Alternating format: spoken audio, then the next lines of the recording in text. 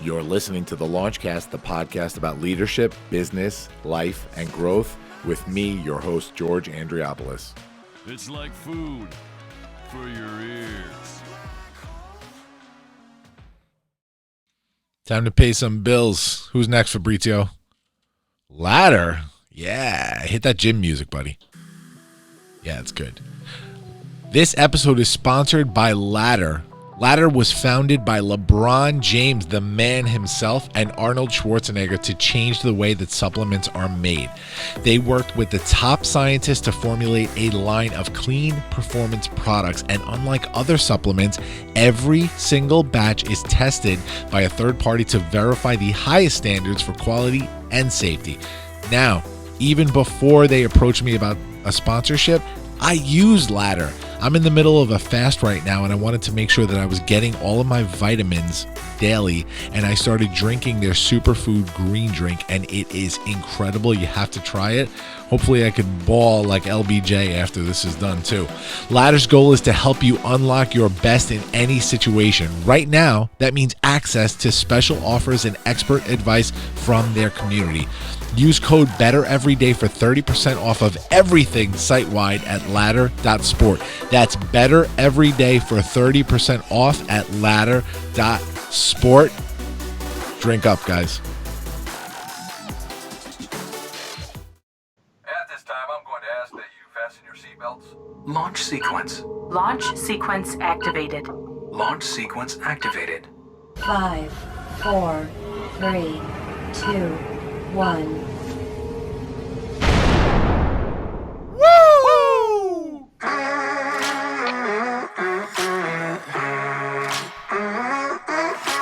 Hey, everybody. Welcome to the Launchcast. Episode 123, and I still got goosebumps under here. Woo! We are back in the studio, even if it's temporary. We are here today with my guest, a very special guest. But first, it is the Launch Dad himself, George Andriopoulos, bringing you your favorite podcast on the planet right now in the studio as the beat drops. Into the black hole.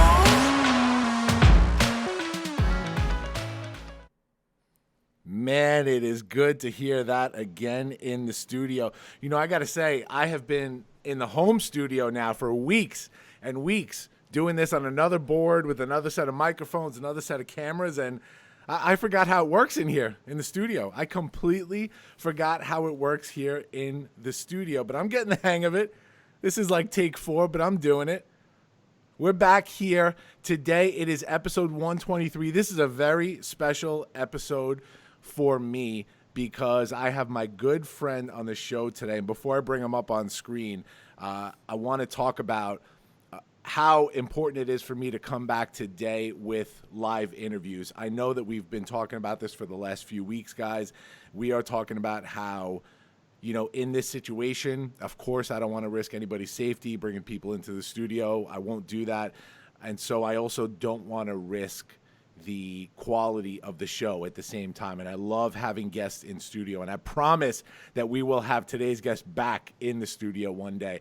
But I thought it was too important to continue with the live interviews on this show. Continue with bringing leaders on here who could help bring leadership to the forefront, who could help us understand their unconventional journeys a little bit better.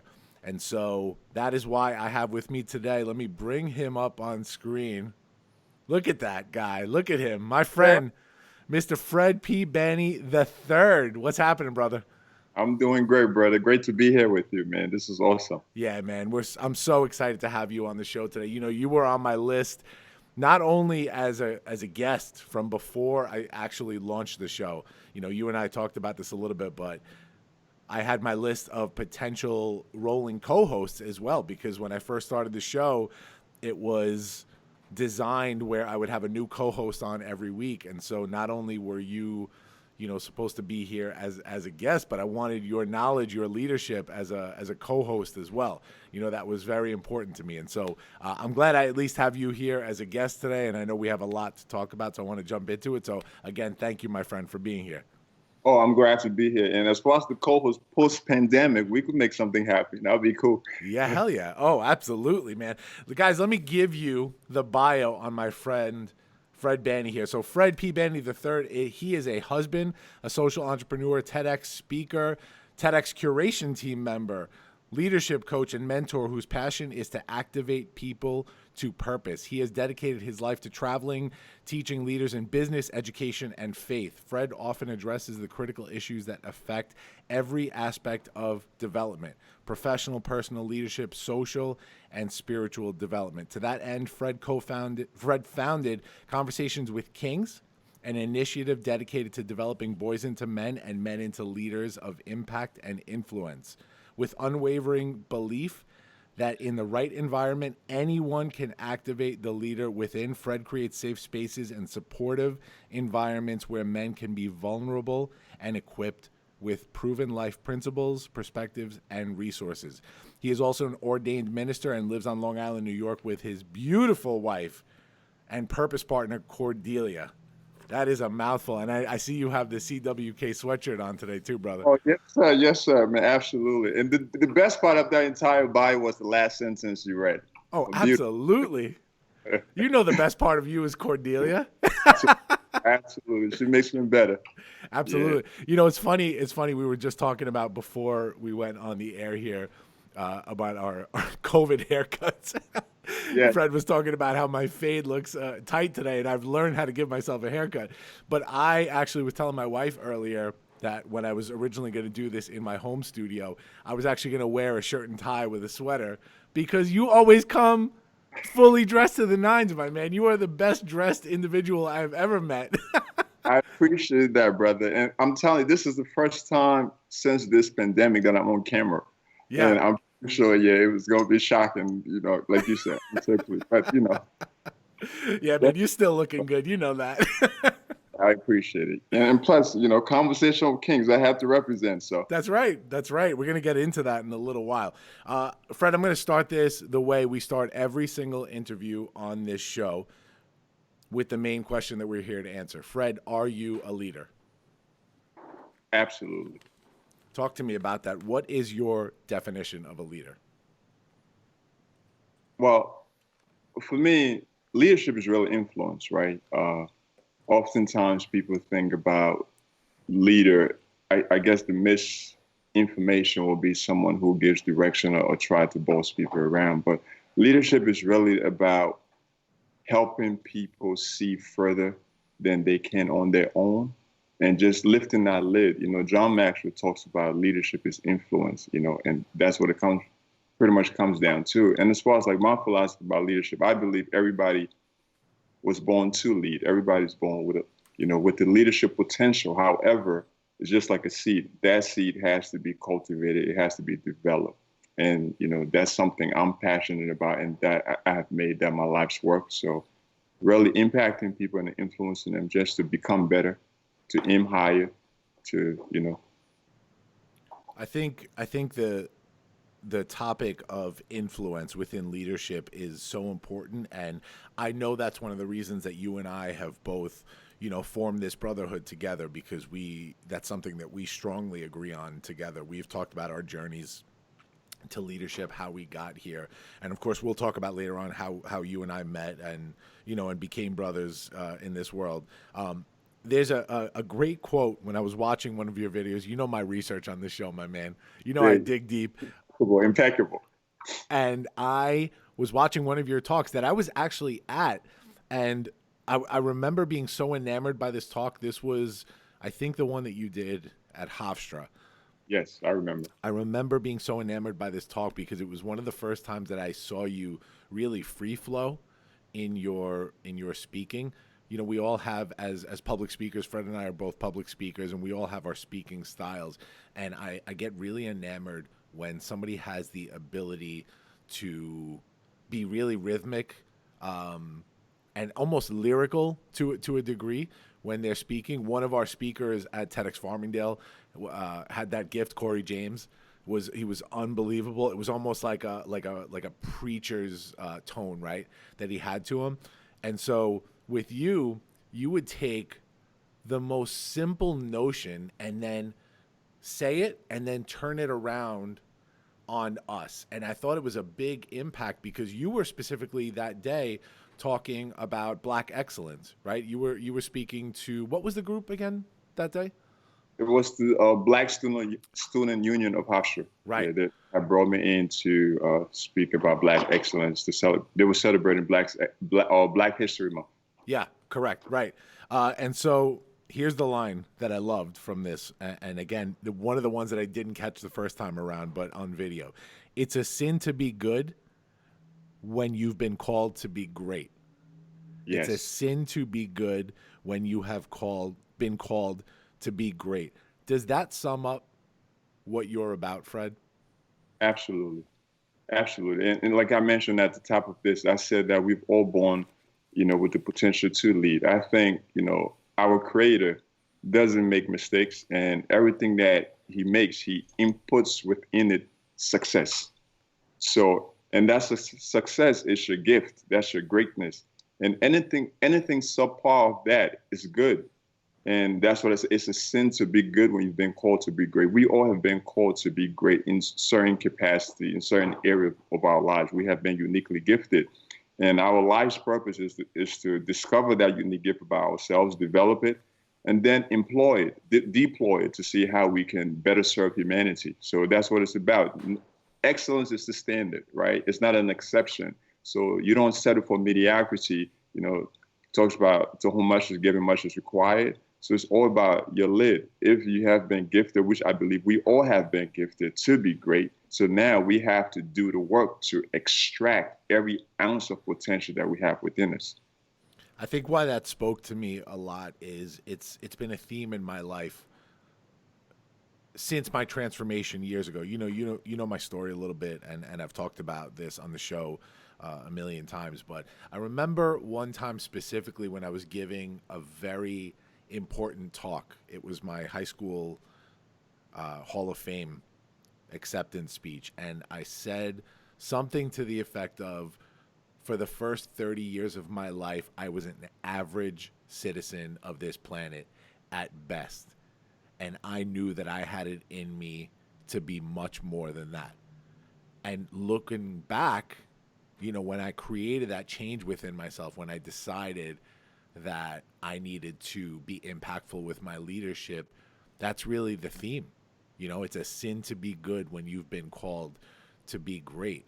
And we'll talk about later how you have used really that phrase within your work with Conversations with Kings, with being a mentor to others, in order to create other leaders. But first, before we do that, we got to take it way back, my man. We got to take it way back. You know how this interview goes. We are going to start this in Monrovia, Liberia, where you are from. Okay. Yes.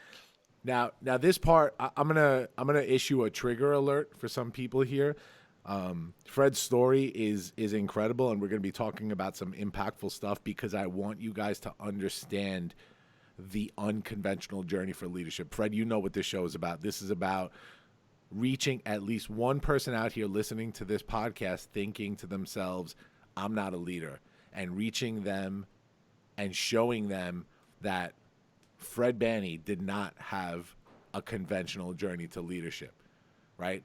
That George Andriopoulos didn't have a conventional journey to leadership. Anybody that's been on this show, so that they can hear our stories and go, wow, if he can overcome that, maybe I can overcome my problem and become a leader. And so we're going to start in Monrovia, Liberia, particularly Christmas Eve, 1989. You grew up in Liberia. Christmas Eve 1989, armed rebel forces began the first of two civil conflicts that would last in Liberia for 14 years, claiming the lives of over 600,000 people, and you were right in the middle of it. One night, amidst the violence, the looting, the armed gunmen running around the cities, you and your family were home and you heard a loud banging on your front door. And as you peeked out the curtain, they had machetes that they were dragging on the porch, dragging across the window bars.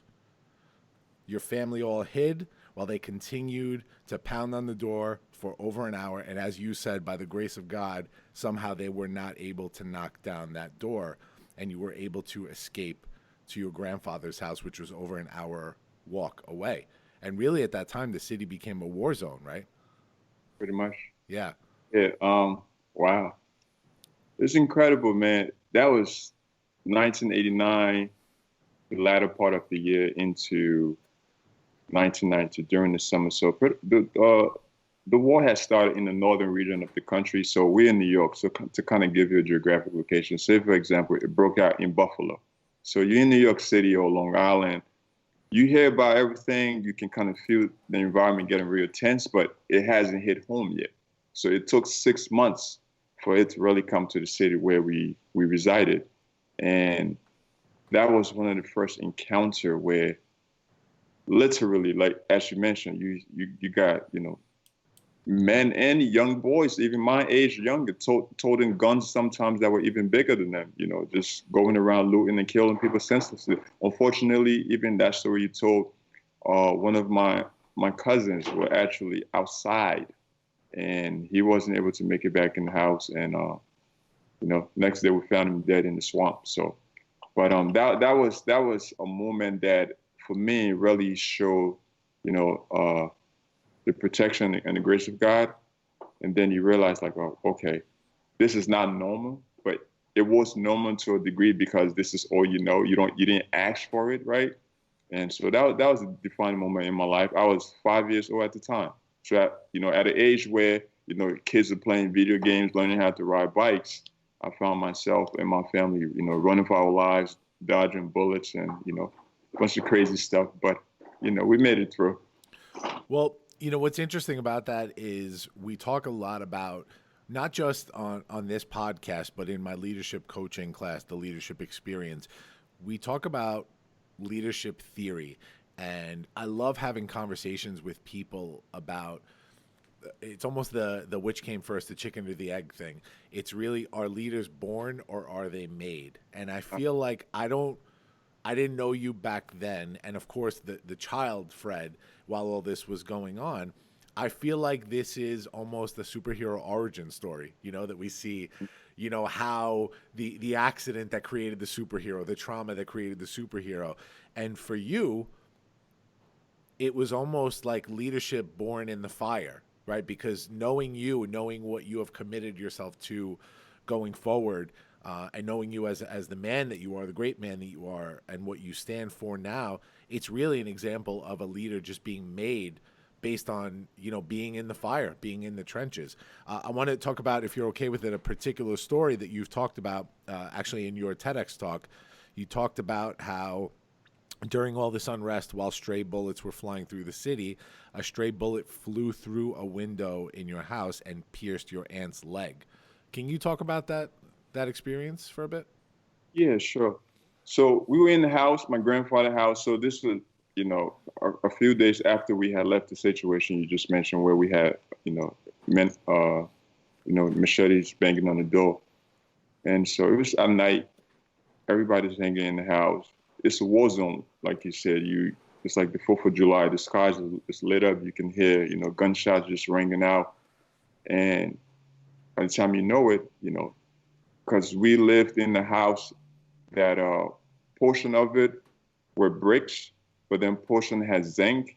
So I don't know how it came to, either through the window or through one of the zinc sidings, and it went through my auntie's leg. And I can literally, even actually speaking right now, like whenever I tell that story, like I kind of travel back in time, I can literally hear my mother and my auntie screaming, emergency, emergency, because my auntie's entire leg was just covered with blood.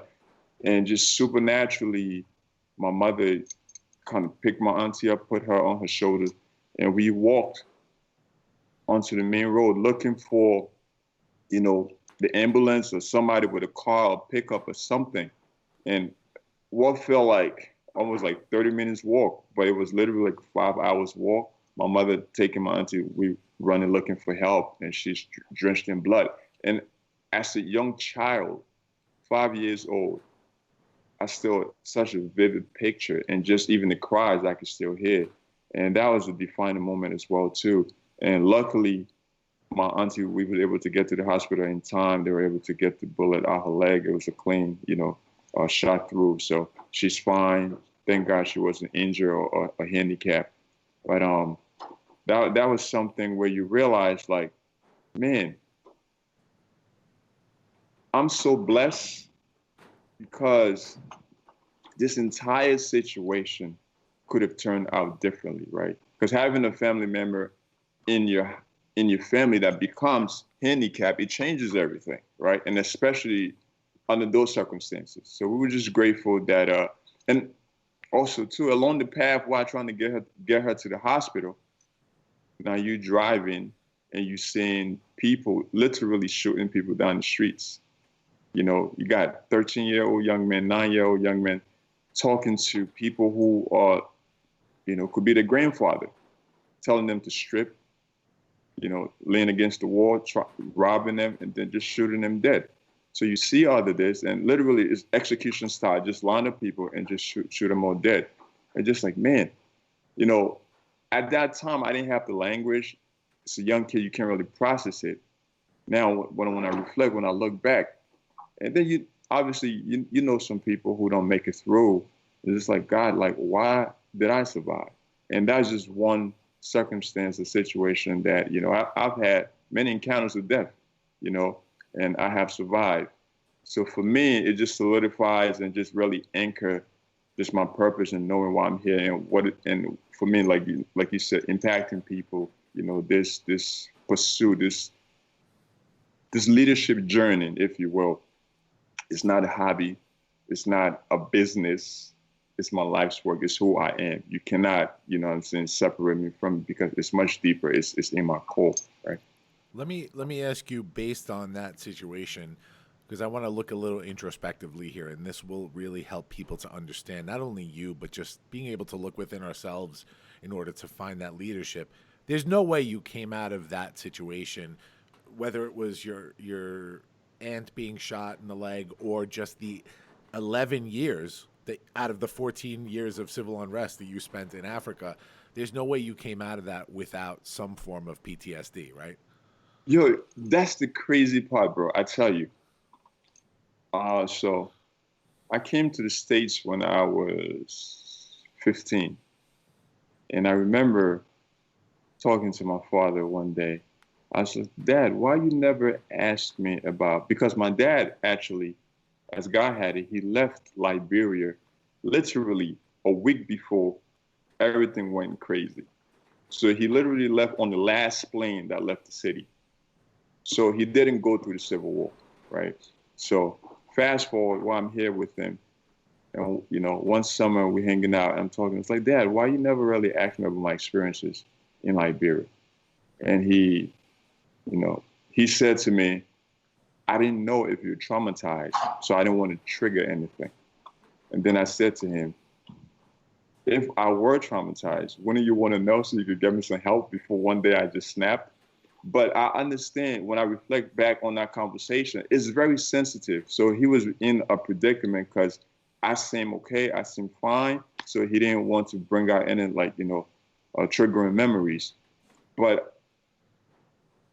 And again, this might sound cliche.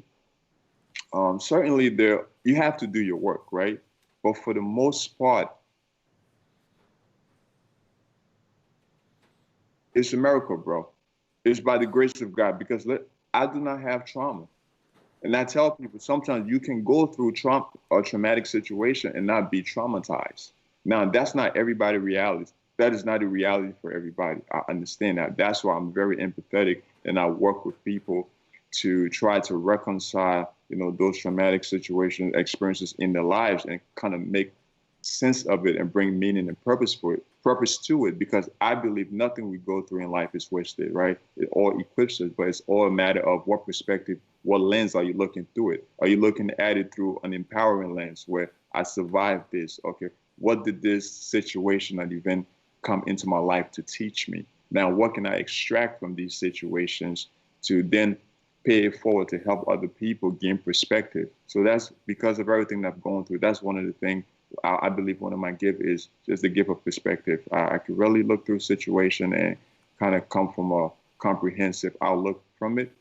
But yeah, I mean, I did my work, prayer, it sounds cliche, but prayer works, and surrounding yourself with people who hold you accountable, people who challenge you, people like yourself who check on you, right? It wasn't easy, because also the culture shift, coming from Liberia, coming to the United States. At the time, I probably still do, had accent you got to go through. So even beyond the situation that I went through, also to the teasing and people not understanding you in the United States and making jokes, oh, you're African booty scratcher, all these little things, people asking dumb questions like, oh, do they have schools in Africa? Do people live in trees and stuff like that? So you realize like, wow, I didn't know people were that ignorant, right? So I used to come home, so I tell my dad, I'm like, Dad, like, what's up with these people? And he's like, you have to be witty. You have to, bring them into your world, but in a way that challenges their viewpoints, right? And sometimes even put it to them where they might even feel a bit stupid, a bit dumb for asking the dumb question. Yeah. And once I had that conversation with them, it was fun because I used to have fun with them. Well, it's interesting. I asked about the PTSD specifically, and I'm going to get into that other stuff you just spoke about too. But I asked about the PTSD specifically because, sometimes people can go through it, and just because of whether it's your upbringing or the person that you are, you can find a way through a really enlightened way of thinking to now transform that trauma into your purpose, your mission, right? And so I feel, my opinion is that's what happened to you, because we look at PTSD in a broad spectrum, but there's little tiny things. I remember, Fred, like when my grandmother passed away. My grandmother was, my person. She lived with my parents my whole life. She passed away unexpectedly. This was actually just the 12th anniversary, this past April 29th. Unexpectedly, it was a total accident. She wound up like choking on a piece of bread and broke, my dad actually broke her ribs, saving her life, giving her the Heimlich, and she lived another week or two and just didn't want to eat because she was in pain and stuff like that, and just wound up having a massive heart attack later on because of that. And I just remember driving to the hospital when everything went down. My parents called me. We had to take her, ambulance came. She had a heart attack, driving to the hospital. And I remember getting to the hospital and just this yell I let out. It's almost like you can remember your mom screaming emergency. I let out this yell and I punched a wall in the hospital. I had a lot of anger back then. I punched a hole in the hospital wall. And all I remember is then walking into the room it was me and my cousins, and we were just crying over my grandmother, there passed away. And the nurse comes in because my mom had called her, and my hand was completely like bloodied, cut up from punching the wall. And I had no idea. And I just remember being so angry, like pushing her away. I'm fine. Leave me alone. My hand's fine. And little moments like that, right, that you remember. And the PTSD that comes from that is when I hear the sound of my voice, if I ever get, because sometimes we get angry, we yell, whatever it is. If I let out one of those big yells, it brings me back to that moment. You know what I mean? You know what's crazy? You're absolutely right. As far as just channeling that energy into something purposeful and meaningful, right? I look at life like, even if you were to parallel to your body, when you're younger and you work out a lot and you take care of your health, because gradually and naturally as you grow, your muscles and everything starts to diminish a little bit, starts to deteriorate. But the rate of deterioration is slow if you have a strong foundation, right? If you were like an active person in your younger days, as opposed to just being, someone who were very, slobbish, for lack of a better term. So I think having a good background, a good foundation, that kind of helps you cultivate, a perspective that serves you. When hearing you talk and I look back, it's so funny because my wife and I, because I love action movies. I love war movies, crazy enough. So I guess maybe, and I got to explore this a little bit more. I may be a little desensitized to murder, because, and my wife is very sensitive. So when I'm watching these movies, she calls them bang bang shoot 'em up. So she'll either leave the room or leave the living room and go to another place to go watch another show. But it really doesn't move me anymore. So I don't know if that's necessarily a good thing or a bad thing. I still feel the pain. I still feel for the loss of life, but I can look at it and it's just like, wow, okay. Because when you come from an environment where you see mass graves and mass dead bodies, it does something to you. I was just having a conversation with somebody the other day, and just even during this pandemic, we're looking at my concern doing all of this, especially for the frontline workers. We haven't seen anything yet, the fallout, the aftermath, because the people who are working in the hospitals right now, and they are in work mode. Their adrenaline is rushing so high, so they're doing the jobs. Come fall winter, when hopefully by that time, the peak of this kind of dies down, they're gonna crash. And I just pray that our government, our society provides the mental health services and everything that they need. Because when you are dealing with their bodies, taking their bodies by truckloads, it does something to you. Because you're going to find people just breaking down in the middle of the streets. Yeah. You're going to find people just crying for no reason, because that's what trauma does to you. And people process it differently, but once you do your work, you learn, and I've learned that, life is about perspective, it's about meaning, right? So trouble happens, and I'm of the belief that you don't trivialize anybody's experience. And I often share with people, you don't have to have gone through 11 years of civil war to have a story that mattered. You may have, your story may be, listen, I didn't go through anything, but because of that, sometimes people think life is still easy. And it's not. Everybody have their own unique challenges, sure, right? So you just have to look at your unique challenge and extract from it purpose and meaning. And so having the ability to look at situations and realize, like, okay, what does this mean for me? Is it the end or is it the beginning? Because the meaning that we give to things is either going to empower us to want to move forward, or it's going to disempower us to say life is over, But when I look at my life, and for me at least, it's just like, wow, I survived.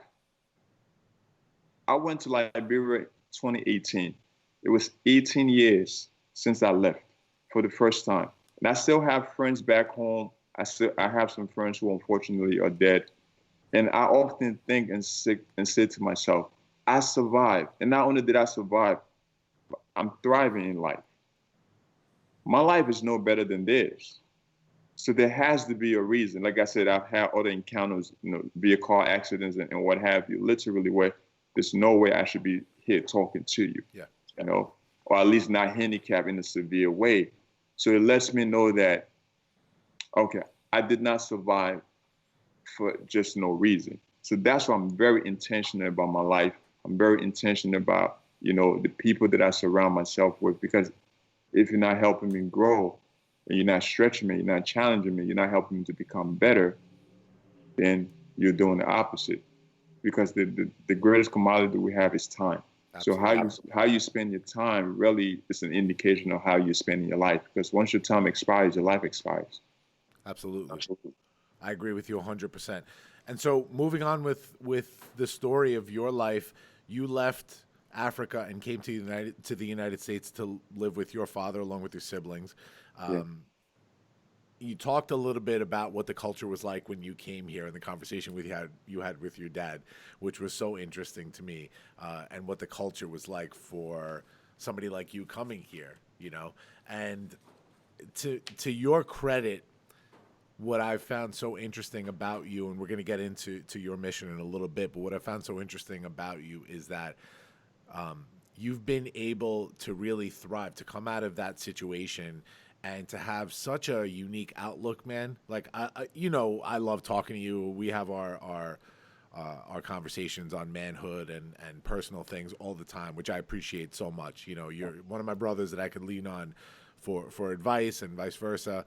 And so to come out of that situation and to come here to some trivial stuff that people were saying to you, which in the grand scheme of things, when you come from civil unrest and watching people being murdered on the streets right in front of you, bullets coming through your home, and to have, you know, fellow students when you come to the United States ask you if Africans are living in trees and if you see giraffes on a daily basis, it's silly, but yet you've come out with this mindset of just lifting others and helping to elevate others, which I appreciate so much in a leader, man, because you and I both share the same type of leadership, which is servant leadership, and we're going to get into that. But let's move on a little bit. You graduated from high school with honors. You enrolled in college, and you decided that you wanted to become a civil engineer with the goal to one day go back to Liberia and help to rebuild your nation. So I want to talk about that a little bit. Number one is, in terms of enrolling in college, were you the first one in your family to go to college? No. No, you weren't. Okay. No. So no. So pretty much every degree you could think about, from a high school graduate to a PhD level, I have that in my family. So I wasn't the first one. No. And I often say, you know, we're so blessed where I don't have to look beyond my doorsteps for role models. You know what I'm saying? And my parents have set a really good image and model for us. But just the story you were talking about, as far as those trivia remarks from people, man, I just realized, you know, sometimes people don't know. And I think that situation, or just that experience, even helped me to really develop my level of empathy and just to understand people.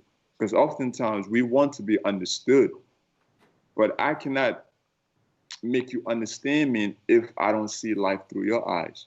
One of the things my grandfather, who's now deceased, my mother's father, always taught us. He was an educator. And he said, always look at your life through the eyes of other people, in the sense that you want to understand people, because everybody have a unique experience, and that experience has shaped their worldview, you know? And I realized even the students who were making those remarks, they knew nothing about Africa. They knew nothing about Liberia. The only information that they had was information that they see on TV and, you know, propaganda stuff. And they don't know of the beautiful civilization and, you know, the high-rise building, just the wonderful things about the continent. Now, not is there to say there is not poverty. Absolutely, there's poverty everywhere. There's poverty in these great United States of America. There's places in the U.S. that has no running water, has no electricity, right? But they didn't know. And so I realized, okay, you don't know. So I could take two approaches, right? I have two approaches at my disposal. I could be real snarky with you, or I could try to educate you. But now, I will present you with that choice. If you still wanted to be ignorant, then, because I was really witty with my words, then I could make you seem like a fool in front of everybody else. But if you came and said, oh, wow, I didn't know, then it became a learnable moment. And I often say learnable as opposed to teachable, because then it puts the onus on us to decide, are we going to take this opportunity to learn what is being shared? Or because I could teach you something, you still decide, I don't want to learn it, right? So it became a learnable moment. And I built incredible relationships with that, and people got to know me. I got to know people. People would tell me, oh, wow, I did not know that. You know, I didn't know that they actually had schools in Africa. Because one of the questions I had, this girl walking from Spanish class, and she's like, you from Africa, how are you the top in our Spanish class? Do they even have schools in Africa? Have you ever been to school? So I was like, no, I've never been to school. I was born a genius. I just came straight to the 9th grade. And she's like, really? And everybody's like, come on, are you serious? He's messing with you. But then, you know, as we walked throughout the hallway, I was able to, you know, just have a conversation with her. She was inquisitive, so I didn't mind. And in another incident, I was very funny. I had a friend of mine whose girlfriend walked up to us, and he introduced me. Oh, this is this is my friend Fred. He's from Liberia, Africa. And I said, hi, how are you? I'm Fred. She's like, no way, he's not. He speaks English. They don't speak English in Africa. So you have all these moments, right? So it was fun. But then I realized how the depth of ignorance. And then, because my thing is, once you encounter me, I want to challenge you. I want you to leave feeling like you can go further, you can believe bigger, you are smarter, right? So then those situations, I would just try to present it in a way where we can learn from one another and understand one another on a deeper level.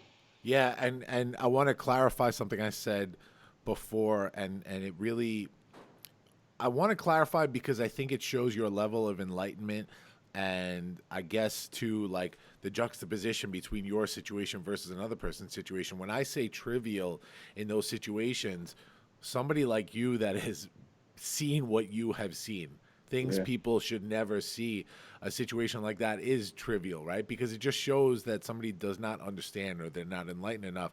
But at the same time, that's something that other people, rightfully so, find very offensive and is very hurtful to them and is really the reality sometimes in this country for a person of color. You know, somebody like Ahmaud Arbery, you know what I mean? Something like that is not trivial.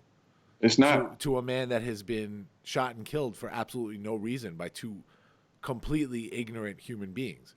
And this is the reality that people of color obviously face in this country, which is a different situation than what you faced growing up.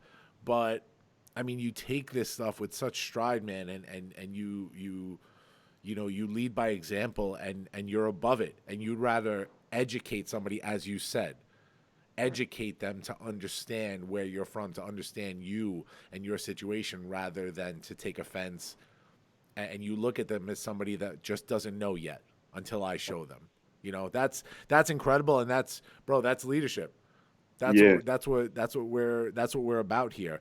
No, you're absolutely right. And as you remember, the title of my TED Talk was "How I Turn My Adversity into My Advantage." You know, I often share with people that adversity is a good thing. It's actually your advantage in life, right? But again, it all depends the lens through which you view it. You know, I was able to process those experiences through my lens because, like you said, having survived all of that, and then I come and hear people say trivial stuff like that, is realize like, okay, your life experiences is very limited. I remember one experience I had in high school. I was in English class, and our teacher told us to write about our lives. So I wrote a little bit about my story, and then she had us sit in a circle and wanted everybody to share. I didn't share. And at the end of, and this, I bring this up because it made an indelible impact on me. Because as much as I will show about myself, my confidence, you're in a new environment, you're still trying to adjust, there is still a level of uncertainty that you experience. And I had accent to people make fun of all of that. So my English teacher said, at the end of the class, we all leave, and she's like, Fred, can you hang back for a second? I was like, sure. She's like, I was looking forward to you sharing. You wrote such a beautiful paper. Why didn't you share? I was like, I didn't want my classmates to laugh at me because of my accent and everything. And she said, Fred, listen to me real clear. She's like, listen, what you've experienced in your life, she's like, you just put it this way, the most simple thing, you've lived on 2 continents. Continent of Africa, you were born there, and you've traveled to other countries, and then you were in the United States. A lot of these kids in your class, they've never left New York, or some have never left the United States. So never trivialize your experience. And when she said that, in that moment, I realized something. Everybody has an accent. It's just a matter of where you are. Exactly. You know what I'm saying? So then she's like, always be bold, always be expressive, and just walk in the confidence of who you are, because you have a lot to offer to this world. And I took that to heart. And it really shaped. I was in 11th grade at the time. I was a sophomore. It really shaped my high school year, how I carried myself and how I participated. Because I would do great, in class on my grades, but I really never raised my hand to participate in class because certain words, how I pronounced it was different properly, but just the enunciation was different than how Americans pronounce it. But after that encounter with my teacher, I was just like, man, listen, no stopping me now. And, so that was one of an indelible impact. But you realize, like, you go through life, you have these experiences that really sparks moment of realization where it reaffirms, if not affirm to you, who you are, your worth, and what it is that you have to contribute to other people. Yeah, and specifically what you mentioned here, these spark moments. I feel like you have such a great grasp of these moments in your life that have become pivotal moments that took you down a specific path. And it really takes an introspective man to do that, to look at these moments, especially while they're actually happening. It's very easy to look back and say, oh, yeah, that was important. But when you're in the moment, when you can live in the moment and really understand this is a critical moment right now, the next decision I make could effectively dictate how my life goes. Oh, yeah. And so I think it's so incredible within your leadership that you've been so introspective to be able to recognize those moments. I want to talk for a minute about past school, right? You go to school to become a civil engineer, and at this point, I think is when you really put the machine in motion to become who you are today and who you're going to be in the future and create the change that you're going to create. You have a great quote on your website from Stephen Pressfield, who wrote The Legend of Bagger Vance, amazing book and movie too. Our job in this life is not to shape ourselves into some ideal we imagine we ought to be, but to find out who we already are and become it. What an incredible quote that is. It really is very telling of you, because this is the man that I know in you, and this is what I have even discovered in my life. Some people are blinded by the transformation in life. They think that they need to transform from one thing to another, and they think that the starting point is not where they're supposed to be. But I have found, for me personally, and I don't know if this is a big secret in life to other people, but it's not at all about that. It's about discovering who you are already and then elevating that person. Absolutely. And so that's what I watch you do. And we'll talk in a little bit about Conversations with Kings and get into all that. But you go out there and your whole deal is about mentoring people, especially men, to become their full potential.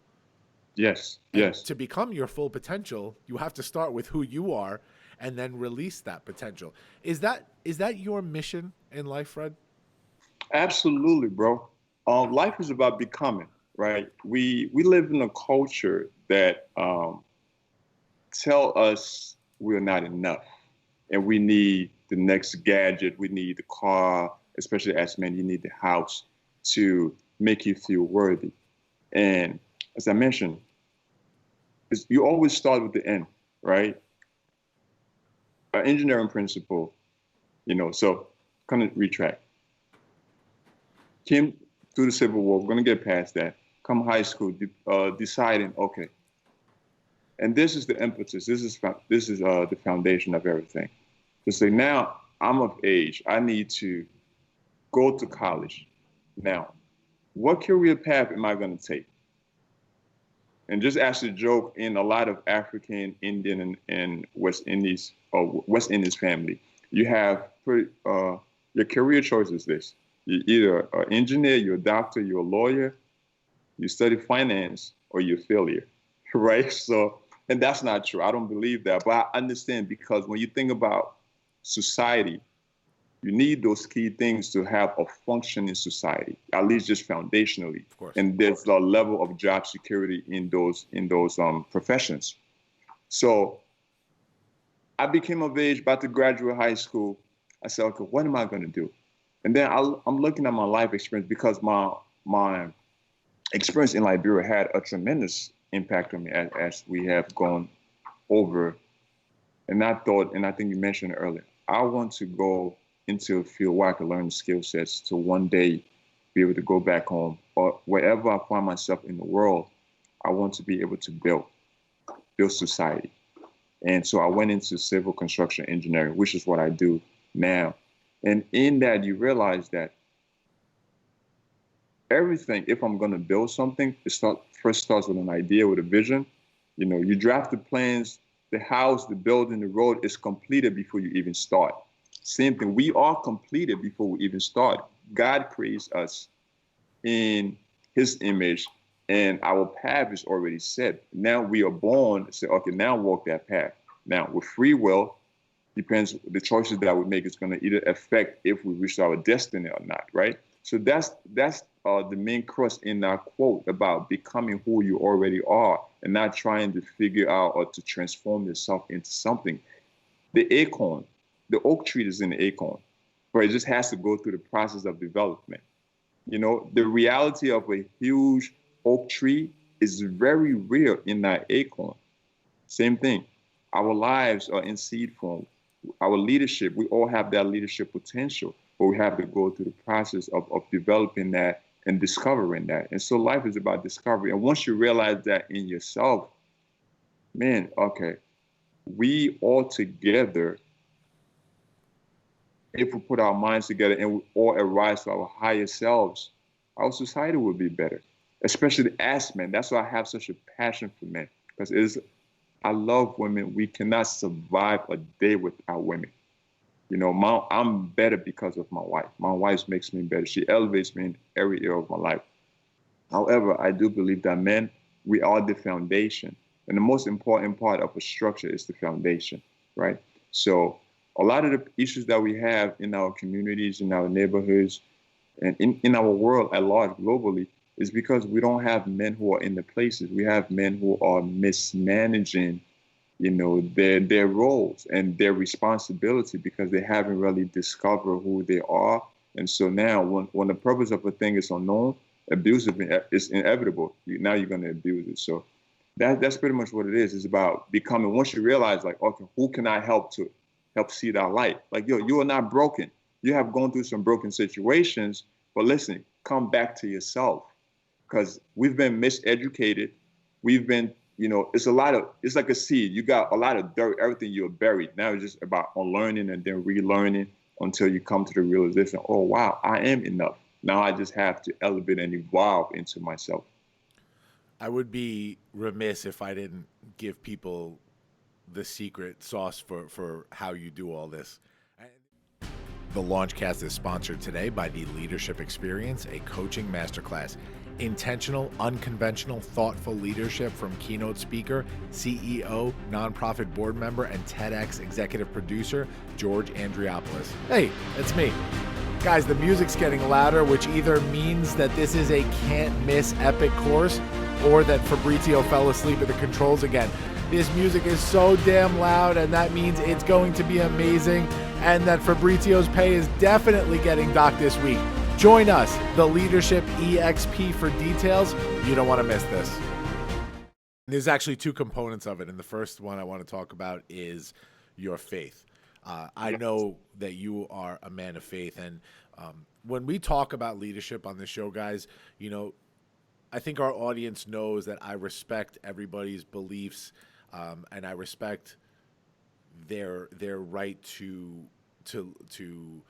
have a form of entertainment or a form of leadership that is free of religion and politics and all that stuff. But we have talked about religion on this show a few times. We even had a Greek Orthodox priest on here, Father Dimitris Kazakis, that gave an incredible interview that really showed the side of faith that's more of a belief rather than the belief in a single figure in God, right? But I want to particularly talk to you about the idea of faith and what it has done for you. How did it come to play in your life? Because I know how strong a piece of your life faith is and what you've dedicated yourself to in terms of faith.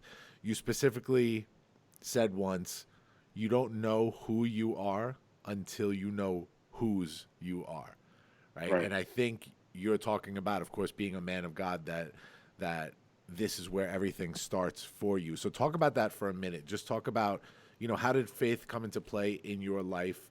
Were you religious your whole life growing up, and what kind of effect has that had on you in life? Yeah, my grandfather was a reverend. And so I grew up in the household of faith, and that really shaped my beliefs and my upbringing, the principles that I ascribe to.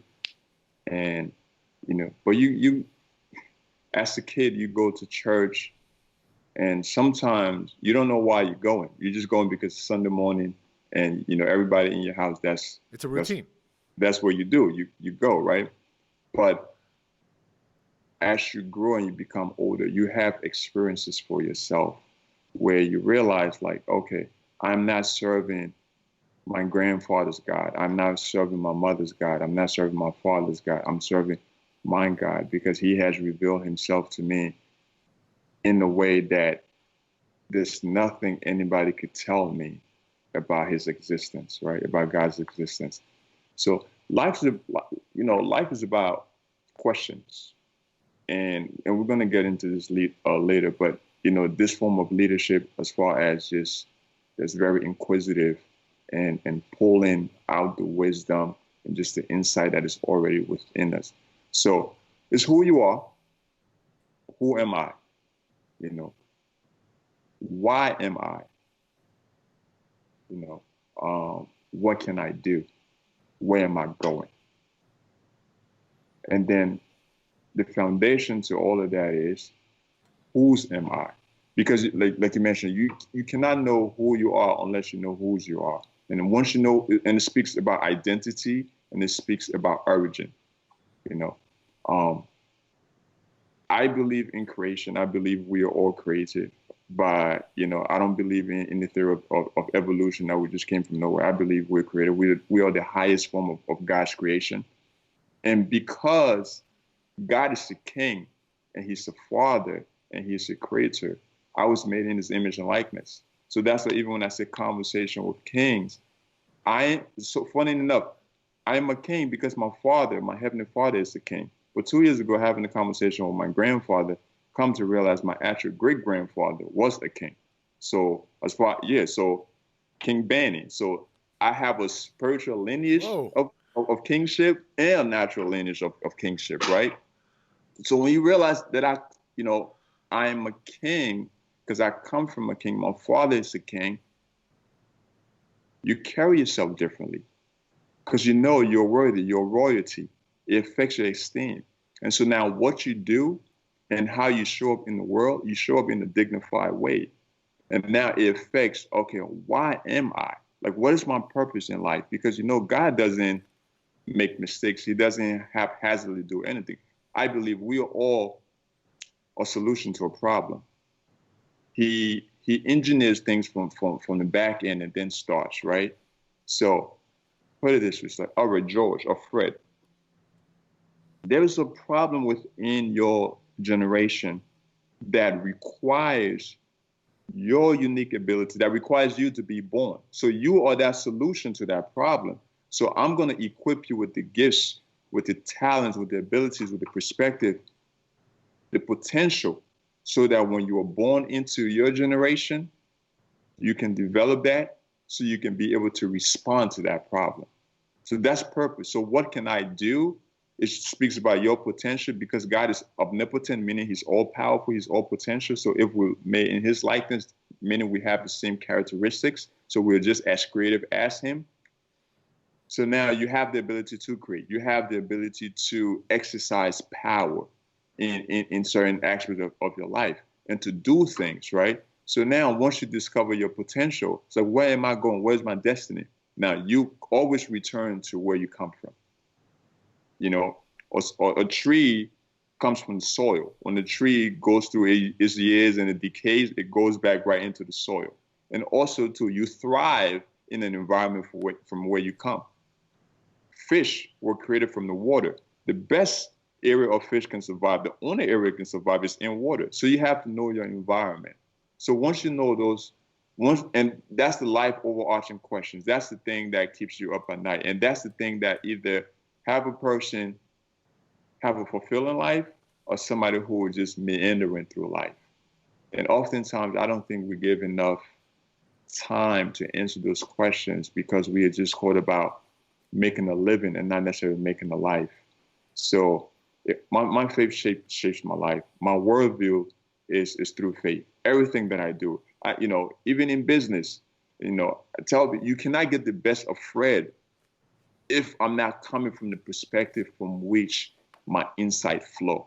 You know what I'm saying? So if you're going to ask me, help me strategize, with my life and do all of this stuff, my worldview is through the eyes of faith. And so that's how I see everything. And that's how I interpret everything. And that's what gives me the ability to empathize. That's what gives me the ability to love, because I know my Heavenly Father is loving. You know what I'm saying? So all those attributes that he has, I have it. So the whole process that we talk about in becoming, I'm becoming a reflection of him. Now, I'm not perfect. I have many flaws, but that's what keeps you humble. That's what keeps you grounded. And you know that apart from my connection to God, I'll be a nut. But because I'm connected to him, it keeps me grounded. Right. And so my faith is everything for me. Right. Now, the other half of your secret sauce, her name is Cordelia Banny. Yes. 2015, you made what you call the second best decision of your life, behind your faith, of course, right? And you married Cordelia Banny. And I know this woman, and you are a lucky man, and I've told you that before. And and for the podcast, for the entertainment portion, if she was Liberian, she's not Liberian, right? She's Ghanaian. Oh, I'd be playing Liberian Girl by Michael Jackson right now in the background. Unfortunately, he didn't write Guyanese Girl. And I want you to talk about, just briefly, how does your wife complement you as a leader? A little bit later, we're going to talk about the balance portion of you and your partner. But I want to talk about, how does she complement you as a leader in terms of your mission and what you're trying to do? Wow. It's like, wow. It's just, incredible. My wife and I have, like I said, she's Ghanaian. She was born in Ghana. She came to the States, I think, when she was like 1 year old. I didn't know that. I thought she was born here. Yeah, so she came to the States when she was a baby. So lived in Maryland, came to New York for school. We met in church. The reason why my wife is the best thing that's happened to me, second to my faith. Everything that I do for men, she does for women. So when I say she's my purpose partner, it's not a cliche. It's not a nice saying thing. So we flow very well together because we realize that our lives are not our own, and there's a greater purpose in our lives. It's all about service, about leadership, right? So she compliments me real well. She understands the demand, as you well know, to the demand of leadership when people pulling on you. And also, too, it's just wonderful to be able to go back home when I'm depleted, somebody who can pour into me, and I could do that for her, vice versa. Right. So her being on the same path as me, it makes life easier, because I don't want to paint the picture that life we have a marriage or a life that is without challenges. No, for me, I embrace challenge. Because challenge means you're growing. So I don't run from challenges. Like, where's the challenge? I don't want easy life. So we do have, but the wonderful thing is, just through this time, we've learned one another. We've learned to communicate. We've learned to bring out the best, within one another. So she's my everything, man. I'm a better man. I'm more patient. I'm more empathetic. I'm more understanding because of her. I'll tell you, we'll be having a conversation with people, because sometimes I can be very short when I'm annoyed. I'm sitting next to her, she'll just tap me. That's like, okay, babe, slow down. Slow down a little bit, slow down. Or I could be very opinionated too, especially because things I'm very passionate and convicted about, like I'm very open-minded, because I share with people the most expensive thing you can have is a closed mind. But when it comes to things of principle, that I know is going to affect people in an adverse or in a positive way, and someone's really like playing around with it, like I get really, passionate about it. And she's there to balance me, to censor me. So because of that, man, I've grown tremendously, even just in my awareness, because we all have blind spots. And so certain things that certain character flaws that I wasn't aware of, that she brings to my attention. And that's the man, I'll be honest with you, when it first started, I wasn't too thrilled about it. I just like, you're in denial, right? Yeah. But over time, you realize like, oh, wow, okay. I do that self-consciously. Yeah. But now it comes to your forefront. It's just like, wow, okay, thank you, babe, for bringing that to me. And then you start to grow in your character because you realize like, no, this person wants the best for me. And that's my writer, man. I love her. Yeah, absolutely. And so you guys have as a partnership, you have built so many incredible things together. You talked about how she does the same thing for women that you do for men. You guys started the Fred and Cordelia Banny Foundation.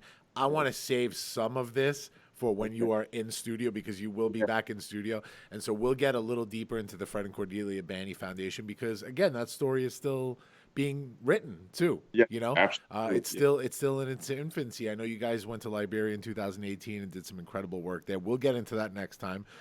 But I want to jump into talking a little bit about Conversations with Kings. Now, this is a platform for the personal, social, and leadership development of boys and men. This is your passion, your life's work. I'll give a few of the taglines that are on the website so people get a better understanding. At Conversations with Kings, we teach proven life principles, philosophies, perspectives necessary to help men understand kingship, sharpen visions, and embrace personal responsibility. We are a community of purposeful and passionate men who are committed to moral excellence and are intentional about our growth and development as leaders of influence and impact within our families, communities, careers, and businesses. Our motto is that we are born boys, responsibilities make us men, choices make us kings. We strive daily to walk in accountability and make choices in alignment with our values and visions that are worthy of kingship. And of course, something that you always say, as iron sharpens iron, so does one king sharpen another. This is like Fred Banny. If for you guys that have not met this incredible man, this is what he is about. That line right there, as iron sharpens iron, so does one king sharpen another. This is what this dude is about. It is about lifting others. And in turn, by the way, as servant leaders, we're not ignorant. We know that as we lift others, it helps to lift us and to make us better. We are not just sharpening their iron. They are helping us in return. And that's what people sometimes don't understand in servant leadership, that it's a one-way street. No. We're getting just as much out of it as they are in self-fulfillment as servant leaders. And Fred and I operate in servant leadership in two totally different ways, but we intersect in so many ways, and that's what's exciting. I have had the pleasure of actually hosting one session of Conversations with Kings right here in the Launchpad 516 office, and I was a part of the conversation. And oh man, what an incredible platform, to just get men talking about the important things that we as men should be talking about. I'll jump into that in a few minutes, but I'll give you a minute to just talk about Conversations with Kings and what it's about and what it means to you. 2014, right? Because Conversation with Kings has evolved. It's an iteration of something. It's a purposeful work, like I said. Back in the day, I had another platform that it's called, my wife laughs. I'm embarrassed to say this, she's gonna laugh, but the acronym was BBTG, right? So it's like pretty much brothers bonding and growing together in God. So because I've always had this desire to bring men together and to sharpen one another. I'm not the smartest guy in the room. I never seek to be the smartest guy in the room. I'm smart enough to know that a rising tide lifts all boats. And I'm smart enough to surround myself with people who can stretch me and to realize that we grow in community. We don't grow in isolation. So 2014, uh, having a conversation with a friend of mine who had just gotten engaged, and this is actually the year was 2016 because I had just gotten married. We just gotten engaged, and planning the wedding. He's having some friction with his bride to be, and he's like, "Bro, man, like, how you do it?" So that was one relationship, and then having conversation with numerous guys who didn't know one another on different platforms in different circles. And I realized, bro, we are all going through the same thing. We all have the same aspirations, but we are suffering in silence because sometimes we think that, oh, I'm the only one. And women don't have these issues because they're more likely to converse with their friends, with their girlfriends, like, yo, girl, I'm going through this, whatever. But as guys, I think because of ego or whatever the case may be, you don't want to feel less than, we try to hold and try to like tough it through, men through. So having these conversations with all these brothers, and I realized the silver lining, like, yo, we are all on the same journey. So we need to be there for one another. And it just hit me, And the brothers bonding and growing together, I'm just like, wow, okay, these are kings, because that's how I see you. That's how I see all my friends. These are kings. This is who we are. We are men of honor and dignity. We're looking to make lives better. Every area of influence, that we step in, we're looking to have an impact. So we're gonna have these conversations that's real, that's raw, that's relevant, that pertains to life. Like, not just about just acquiring things, or how do we become better? How can I become a better father? How can I become a better husband? How can I become a better son? How can I become a better businessman? How can I elevate in my career? How can I increase my credit score? The things that are relevant to our lives. Yeah. So, and I had all these conversations. I was just like, why? And then it dawned on me, wow, okay. Rising tides lifts all boats. We grow exponentially when we're in community, kind of like a mastermind, because the mind of the group is more wiser than the individual part. So I'm like, rather than having these conversations individually, I'm going to create a platform, and we all can come together and we can just uplift one another, challenge one another, hold one another accountable. And I'd start with kingship because everything comes with identity, right? Knowing who you are and because we all have different life experiences, and not everybody come from the place where they have been reaffirmed and affirmed to really walk in that self-worth and self-esteem. So we start there. Now you are worthy. Yes, you may have made some mishaps and missteps in your past, and you may have dropped the ball. Doesn't take away from who you are. You're still king. Now, you know better, you do better, and you have brothers who can lock arms with you and hold you accountable and help you get to your desired destined end. And so, created a platform, and we have people from all stages of life, CEOs, ministers, VPs, and all of this stuff. And one of the things I love when we have our gatherings, it's like, leave all your titles at the door. Yep, absolutely. Gather, we are men. That's what binds us together, because we all have similar struggles and similar challenges. And I cannot pour into you when you're and you cannot pour into me when you hold on to your title. Because leadership is not about title. Leadership, like we said, is about impact and influence, right? And if I am going to impact somebody's life, they have to be able to see me. I have to be able to see them. Meaning your real self, who you are. So that's what Conversation with Kings is about. And the tagline that we are born boys, responsibility makes us men, and choices makes us kings. It speaks to evolution. Boy, that's your gender, that's your sex, that's who you are. Now, as you grow up and you start handling your responsibility, that makes you a man. You're responsible, you're handling your business. Now, king is the highest status. That's choices. That means it's your will. You have to decide. Every day, I'm going to make the right choice. Every day, I'm going to make the hard choice if it's the right choice, right? And so that's what separates kings, I believe, from men and boys. Now, staying at the level of men, it's not bad because you've still been a responsible citizen.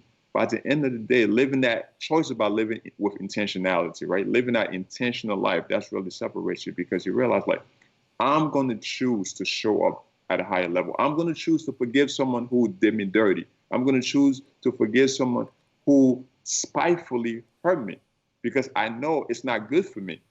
And I know by me forgiving them, it frees up room for my creativity and for me to take that energy and to pour into my family, to pour into my business, and also to be an example for other brothers that say, like, listen, man, we all fall short, we all make mistakes, but we can reconcile, you know? So that's what it's about. Yeah, man. I love what you do with this so much. Having not only experienced the brotherhood and the kingship that you bring together in these meetings, but also seeing this community act in a professional way. You know, I've seen what some of your Conversation with King community has done. We're working with, you know, Long Island Entrepreneurship Conference, LIEC. I've seen them at networking meetings, people that have reached out to me just to say, hey, you know, how can I help you, brother? And I'm the same thing. It's how can I help you? I mean, that's what servant leadership is about. And what I love about it is that there's no barriers, right? Because we have to address the fact that some people may see a racial barrier in that. And there's not. You know what I mean? You and I have talked about this so many times. Brothers, man, forever. Oh, yeah, absolutely, bro. Listen, I love my heritage. I'm Black through and through. Yep. I come from the soil. I come from where the blackest of Black people come from, right? So I love my heritage. And listen, we have to embrace our differences. That's what makes us unique. This whole idea of people say, I don't see color, that's a lie. You do see color. Because when you get to a stoplight, you see if it's red, yellow, or green. You're not running, you know, a stoplight when it's red. You say, I don't see color. You do see color. The problem is, how do you react? Do you have your biases, right? And sometimes, because racism, as we know, and, you know, study has shown, you're not born a racist. You're taught a racist. You know, that's something that's learned. But once you come to that awareness, you realize, in my opinion, first of all, my greatest heritage is my heavenly heritage, my heavenly lineage. I love my culture, my Black culture, my African culture.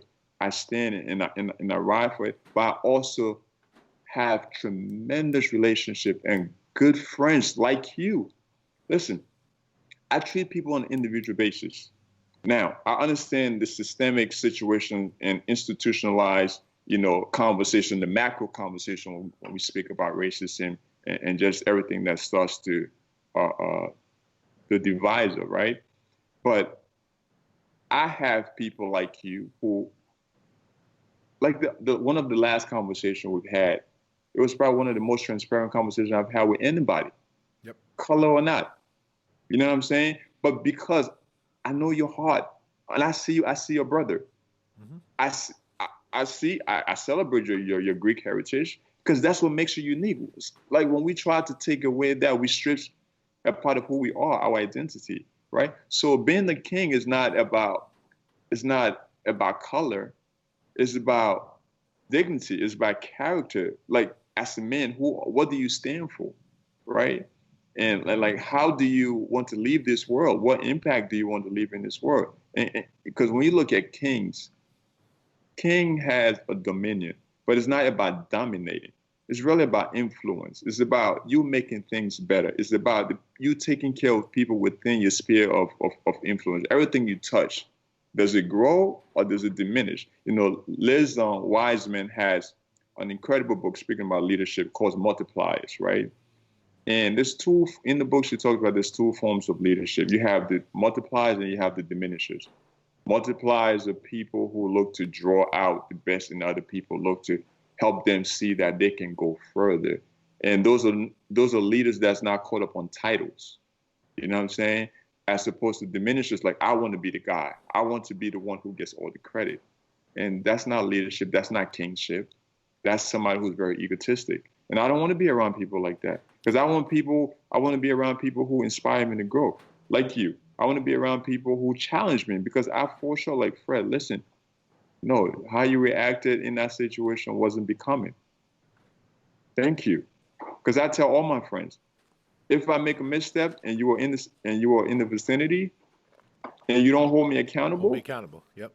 You don't hold me accountable, we're going to have a situation. We're going to have a conversation about that because we don't tolerate that. Because excellence, like I said, is the standard.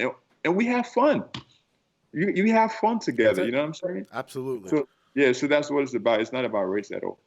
I want to talk to the audience about, opening your mind up. And I'm not talking about race or anything like that. I'm talking about opening your mind up to new experiences, new groups, new situations, new people. When you're in this kind of mindset of growth, I'll tell you the story of how Fred and I met quickly. So it was February 10th, 2018. Fred and I were both at TEDx Deer Park. This was our first TEDx experience for both of us, and both watched each other's talks. Fred's talk was incredible. I remember being in the audience because I was done, and I got to sit and enjoy the rest of it. And Fred had an incredible talk, and I wound up, through Fred, also meeting our good friend Wayne Thompson, who was one of the organizers of LIEC. And so Wayne had reached out because he wanted me to be a speaker on an entrepreneurship roundtable at LIEC. During that time, I got to know Fred better. I got to know Wayne better. And what has that led to? Just through that experience of opening ourselves up to meeting each other and getting to know each other better. I mean, first of all, brothers, right? Lifting each other up as men, forming not only closer, personal relationships, but business relationships. You and Wayne and your wives were both at my 40th surprise party, which was incredible. Being able to experience this kinship with each other and to help introduce ideas to make this world better. That, to me, is just so important, to have more people in the tribe. Right now, anytime I need, whether it's a personal thing, a professional thing, you guys are part of that tribe that I lean on right away. I call you, Fred, I got an idea, brother. Yeah. What do you think? And so to me, that's so important, especially when you're in a room of like-minded people, when you not only help to lift each other up as brothers, as men, right? But you help to create a culture of lifting others. That, to me, is the most important thing in terms of servant leadership. You use a quote by Dr. King, and I think this was in one of your talks. Everyone can be great because everyone can serve. We all have that ability to be servant leaders. I talk about in my leadership course the different levels of leadership. There's transformational leadership, there's servant leadership, there's strength-based leadership. And so when you have even a bit of servant leadership in you, because we all have that ability, and even if you have a different strength within leadership, the ability to serve others is the basis of creating change. And so, that's one of the things that I respect about you the most, and I'm so happy that you came into my circle and became part of my tribe, and even have this opportunity to talk more like we do. You talked about it already. We have personal conversations about the most personal things that two men can talk about, and that's important, to be able to talk to somebody else as a brother, just to share that, Absolutely, bro. And the sentiment is mutual. Definitely, yeah. I'm grateful for you. My wife and I are grateful for you and your wife and your entire family. And I love your mom. Your family, man, is dope. Your mom. She listens to this every Monday. She's going to flip when she hears that. I love your mom. Her energy is infectious. Beautiful soul. Love her. This is what she's going to text me. Every Monday morning, she texts me after she listens to the show and gives me her opinion on it. This is what she's going to text me. Oh, my God, Fred, I love him. She always says, I love Fred. I love Fred so much. So let me tell you, for you guys who are listening. So I met Mom the first time. It was at a Christmas party at Launchcast 516. Hit it off right away. It's just all open or just warm and just loving, personality, infectious energy. And she's like, you should come over to the house. You don't got to tell George. I cook. I just said, Mom, you know what? I might just come over. She's like, listen, you have an open invitation. So, and it speaks, and I think that's where we hit it off, because again, like I said before, from whence we come, right? You have been so influenced by your parents because that's where we come from. We are influenced by our parents in our lives with their presence or their absence. Hopefully we pray that they are present and, the good traits that they have within them, we can adapt that into our lives and we can look to build upon it, right? And a lot of that, even your open heart, your genuineness, you could see the personality, you could see the similarities, I should say. So, it's just wonderful to be connected with you, brother, and it's amazing. I appreciate that, brother. I'm going to talk about one more thing real quick, and then we're going to wrap it up and jump into the big three. I want to talk about balance for a minute. Now, you talked about your wife before, and I think we really got into all this, but I want it more as like a one-sentence statement to kind of wrap this in a bow. Balance, for me, I've talked about this so much on the show. I teach this in the leadership experience, the balance phenomenon. The balance phenomenon is when you realize that when you bring everything together in your life, rather than compartmentalizing everything, that it makes you better at everything you do. When I had that moment when success started again, and success started in my business, in my charitable endeavors, in my personal life, in my life as a father, when all of those things were firing on all cylinders and I started feeling stretched a little bit because I had to be so many things for so many people, I made this realization one day that if I just make sure that I'm that same man throughout all of those things, we talked about discovering who you really are, it brings balance to you immediately, and it makes you a better father, a better husband, a better business owner, a better servant leader to others. And I say this over and over again, what helped bring that balance to my life for me was my wife, having a partner in life that completely understands what you need as a man in terms of being a king, being a man, being the man that leads the family. And I don't say this in a sexist way for those incredible ladies that are listening that could run circles around us at times, right? Absolutely.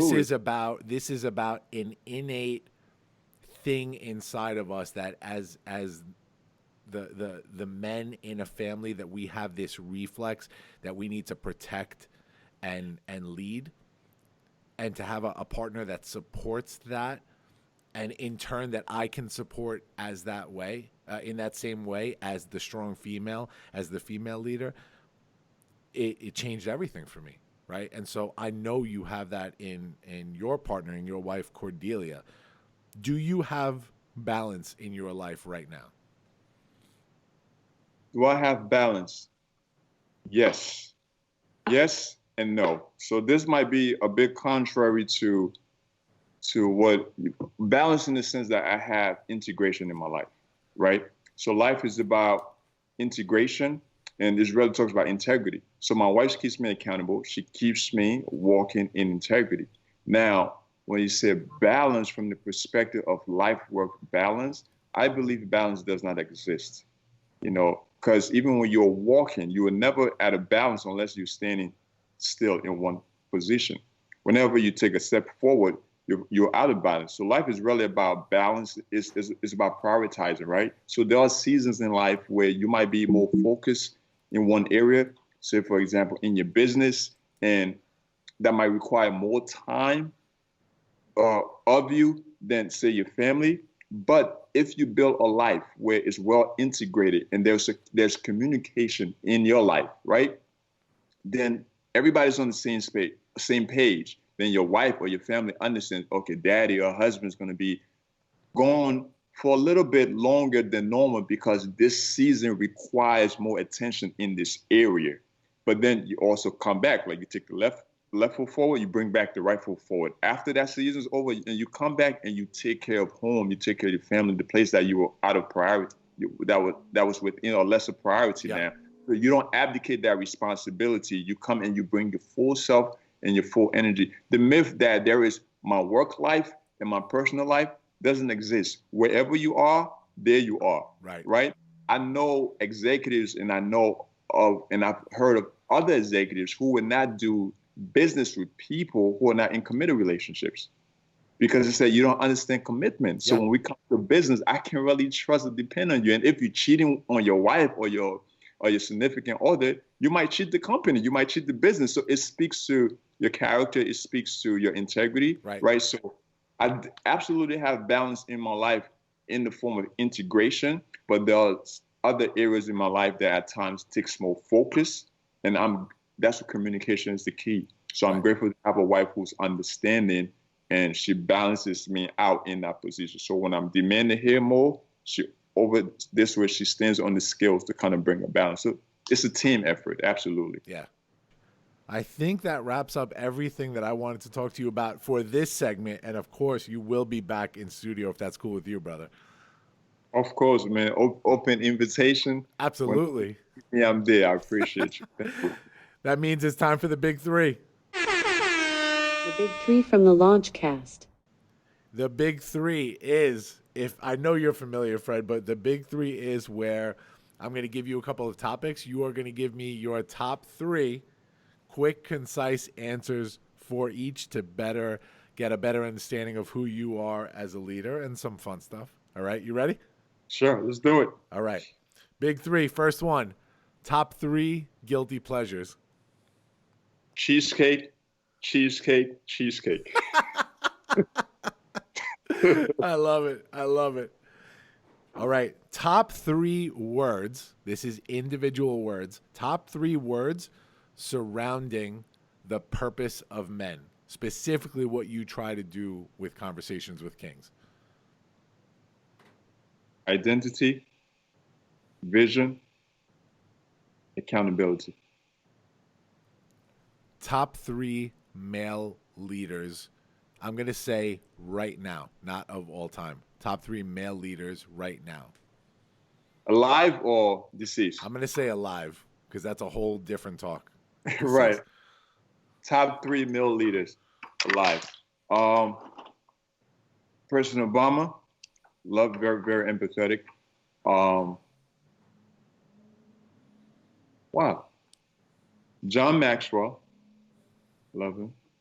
And Pastor Price.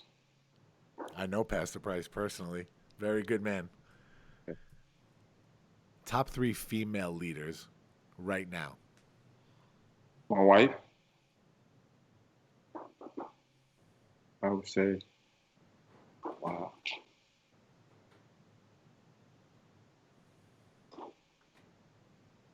That's a good one. Yeah. That's a good one. Wow, let's revisit that. Okay. All right. You know what? Your wife's good enough for me. I'm going to give you just one on that. Okay. Last one.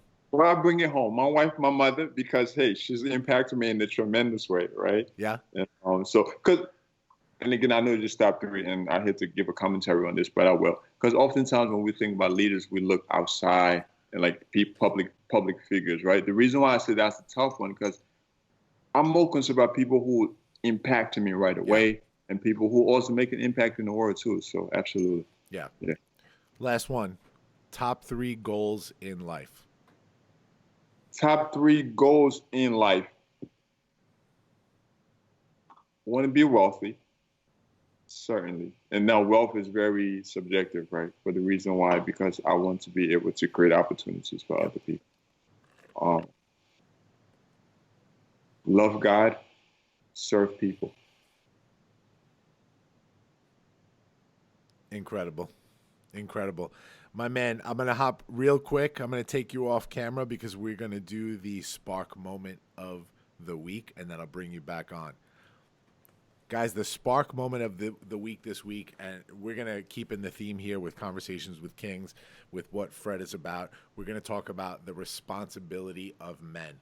This, for me, is such an important topic, and I want to actually issue a challenge along with the spark moment of the week because I know there are people that are going to disagree with me. I actually wanted to get into a deeper conversation with Fred today, and for purposes of time, I don't want to do it right now because I'd rather do a whole show about this. So I challenge men out there, opinionated men, I challenge you to come on to the show and let's do a roundtable on this discussion because it's too important. And who am I challenging out there right now?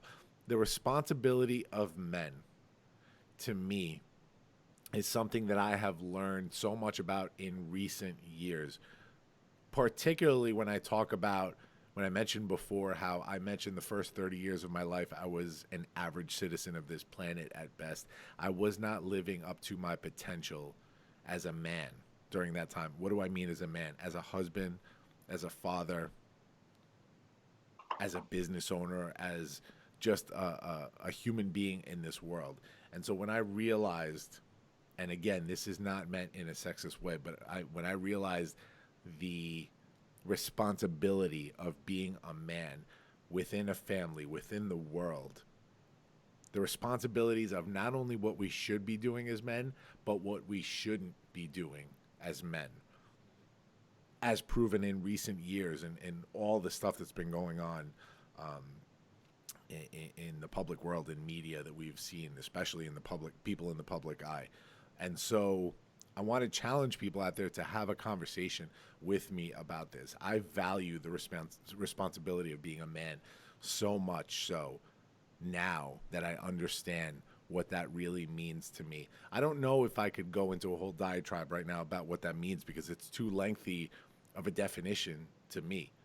But I know that when I am doing my best to live to my full potential as a father, as a husband, as a servant leader, as a humanitarian, as a business owner, as a boss, as a neighbor, to me, living that full potential as a man, leading as much as I can, allowing others to lead me as much as I can, respecting the women in my life as much as I can, allowing them to teach me the things that they know that I don't know. That to me is a well-rounded man. And I feel that there are leaders out there that take a different view on this. And I invite you to have a conversation with me. Because I'm telling you right now, there's going to be a spark moment in that for all of us where we can all come away from the conversation learning something. And so it's a little bit of a different spark moment of the week this week, but I think it's important to have these conversations as proven by our man here, Fred. And I'm going to bring Fred back on camera for this now as I wrap up that little diatribe. But we need to have these conversations, right? I agree. It is absolutely necessary to have these conversations, to hook up with men like Fred who can help to not just teach us things and lead us, but to connect other men who are willing to have these conversations in order to create a better place to live for us, for our loved ones, for our children. And so, Fred, in the show notes, I'm going to put all your links. We'll put Conversations with Kings. We'll put your TEDx talk. We'll put everything on there. I want to thank you so much for being here today, my man. I'm going to do this. This is what this means. We did it. This was again another one of my favorite interviews. The more we go, the more favorite interviews I have. I loved having you on here, brother. I love you, man. You know that.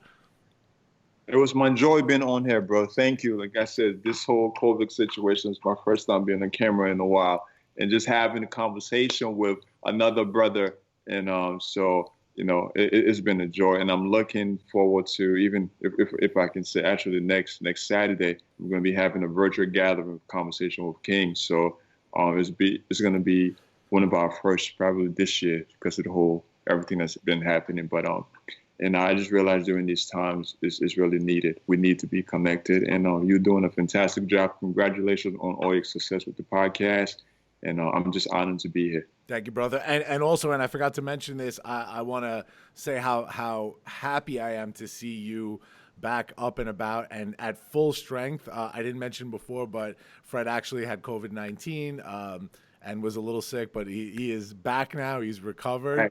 I'm Man, back. Full strength again. Going to be Yes. getting a tight fade soon when this is all over. Maybe Yeah. I'll come over and give him a fade since I'm so skilled. Listen, bro, you look good. I don't know how you did it. If you could do that level on yourself, I'm sure you could do it better on me. Look at my son. That's my model every time. That's who I've been giving haircuts to for years. That's how I learned how to do this. That's awesome. All right, brother. Thank you for being here, guys. Catch this episode. This is going live. If you're listening, that means you're listening to it live every single Monday morning, 6 a.m. Apple Podcasts, Spotify, Pandora, iHeart, TuneIn. You know the drill, guys. Thank you for being here. We'll see you next time. Launch sequence terminated. Into the black hole.